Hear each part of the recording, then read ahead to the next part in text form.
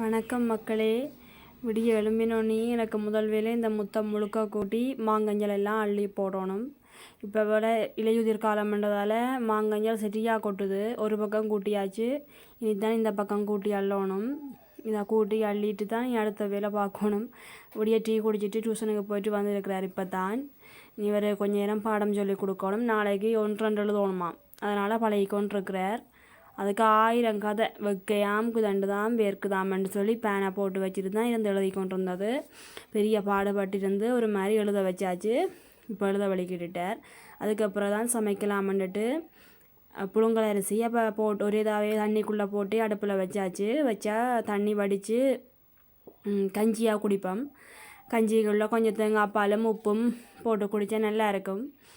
அதனால் கஞ்சி வடித்து தான் நாங்கள் சோறு இறக்குறது. சோத்தை காய்ச்சி போட்டு கறி கொண்டு வரணும்னு பார்த்தா கறி இல்லை, சாப்பாட்டையே கட்டி கொண்டு வந்துட்டேன் கடையில். அப்போ காய்ச்சின சோறு அப்படியே நீரை வைக்கத்தான் அதை அப்படி தண்டோணும். இப்போ இன்றைக்கு வைக்க சாப்பாடு இல்லை, சோறு தான். ஓகே மக்களே, இதோட இந்த வீடியோவை முடிச்சுக்கொள்ளலாம். உங்களோட வீட்டில் என்ன சாப்பாடுன்ட்டு கமெண்டில் சொல்லுங்கள்.